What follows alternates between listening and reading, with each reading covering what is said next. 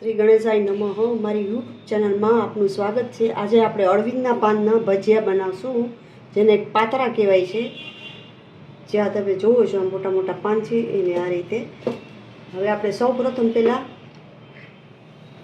તમે જોઈ શકો છો મેં આને ધોઈ અને આને સાફ કરી લીધા છે પહેલાં. બરાબર, આપણે પહેલાં છે ને એનો મસાલો બનાવશું, ત્યારબાદ આપણે આને કટિંગ કરશું. મેં અહીંયા સૌ પ્રથમ આ 2 વાટકા મોટા ચણાનો લોટ લીધો છે. એની અંદર આપણે નમક નાખશું, ખાંડ નાખશું, ગરમ મસાલો, ધાણા જીરું,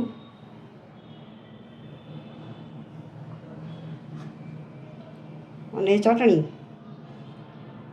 સ્વાદ અનુસાર. અને આને પાણી નાખી અને આપણે હલાવી નાખશું. અને ખીરું એકદમ જાડું રહે એ રીતે કરવાનું છે.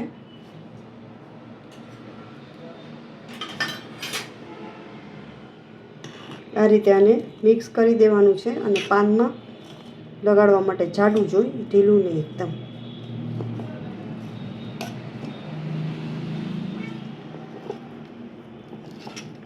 હવે આ રીતે હલાવી નાખવાનું. હજી સેજ એમાં જોશે પાણી.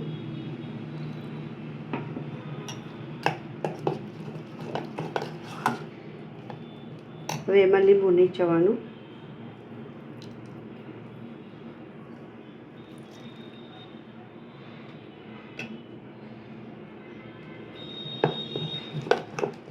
આમાં તમે ચટણી વધારે નાખવી હોય તો પણ નાખી શકો છો, સ્વાદ પ્રમાણે વધઘટ.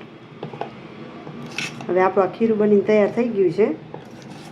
બરાબર, હવે આપણે એને પાનને કાપશું, કટિંગ કરી લઈ અને એક બાજુ મૂકી દઈશું. આ પાન છે ને એને આ રીતે એની આ હાંસું છે ને એ કાઢી નાખવાની છે. આ રીતે આવી રીતે બધી કાઢી નાખવાની, જાડી હોય ને એટલે.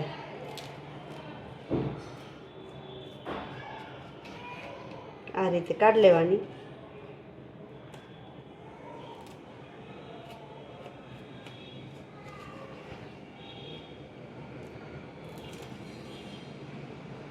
બરાબર, હવે આપણે આને અહીંથી આમ 2 કટિંગ કરવાના છે. આ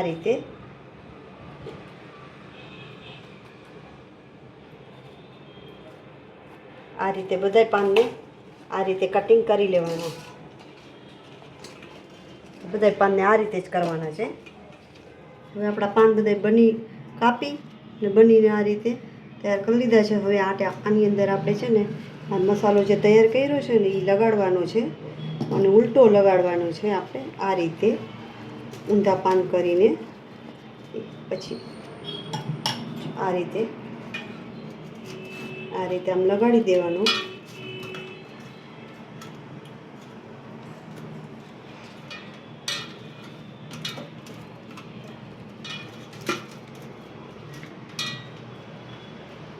અને જો આપણે અડધું આમ બેવડું વારી શકાય, અને આખા પત્તા આ રીતે લગાડીને લાઈનમાં એ રીતે થઈ શકે.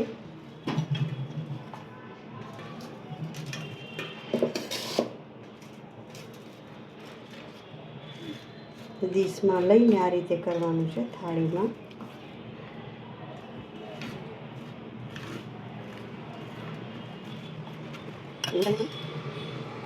પછી આ રીતે કરવાનું.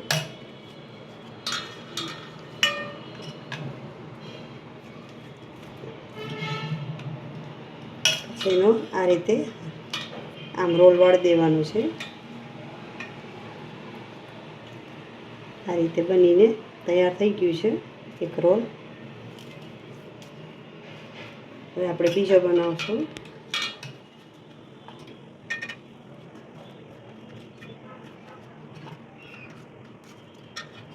હવે આપણે આ રીતે આમ નાના પાન રાખીને પણ કરી શકશું. આ બધું આમ નીચે રાખવાનું, આમ રાખી દેવાનું અને ઉપર આ રીતે લગાવી દેવાનું.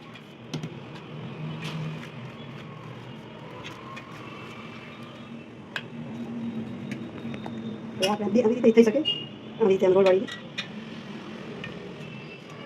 જોઈ શકો છો આ રીતે આપણે બધા કરી નાખીએ. અહીંયા મેં આ કુકર મૂક્યું છે, એની અંદર આપણે આ જારી મૂકી દઈશું અને આપણા બનીના લોટ લગાવી દઈએ અને આ રોલ બનીને તૈયાર થઈ ગયા છે. હવે અહીંયા મેં તેલ લગાવ્યું છે જારી ઉપર, તેલ લગાવી દીધું જારી ઉપર અને એની અંદર આ બધા રોલ છે ને આ રીતે આમ ગોઠવી દેવાના,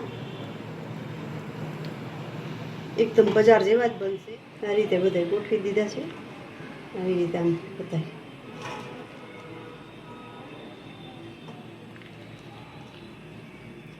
અને 10 થી 15 મિનિટ રહેવા દેવાનો અને ચેક કરવાનું કે થયું કે નહીં. 10 મિનિટમાં તો થઈ જાય છે, તો નથી આવતો, વાંધો ન આવે. હવે આપણે આને ઢાંકી દઈશું.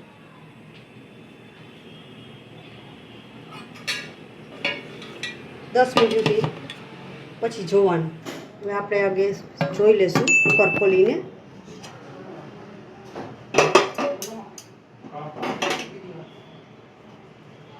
થઈ ગયા છે.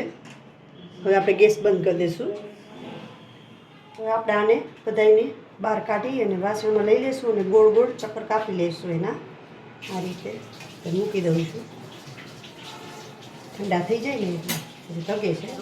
એને આ રીતે ઝીણા ઝીણા ચક્કરે કરી અને આ કાપી લેવાના છે. આ રીતે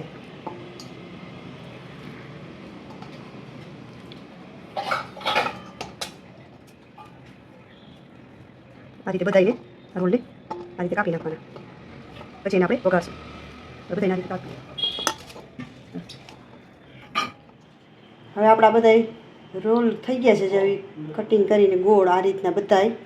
હવે આપણે જો અહીંયા તેલ મૂક્યું છે 3 મોટા ચમચા. હવે આપણે એને વઘારશું.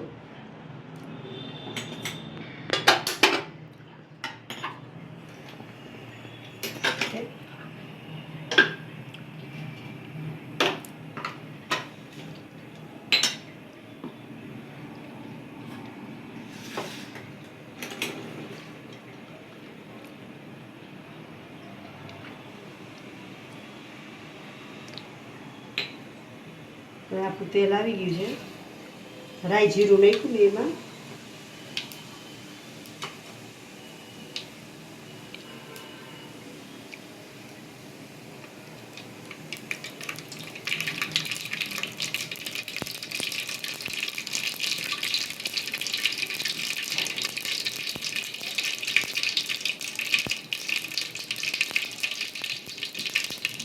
લાલ મરચાં નાખશું.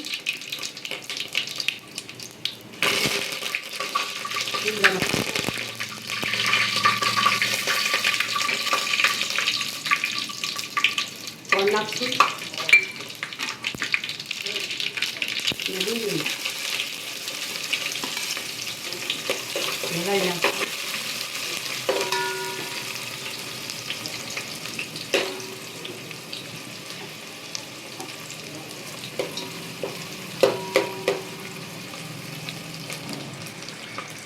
ડુંગળી સહેજ લાલ જેવી થાય ત્યાં સુધી આને શેકવાનું.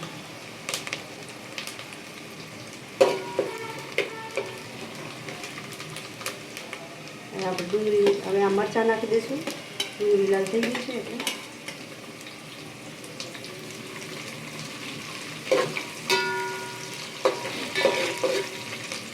ના ટમેટા પણ નાખી દઈશું.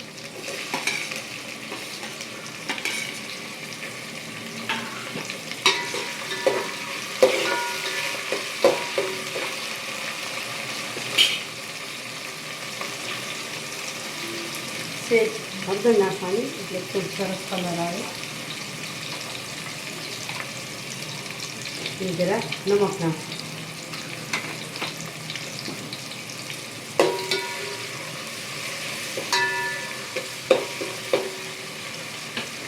હવે આ એમાં પાતરા નાખી દઈશું.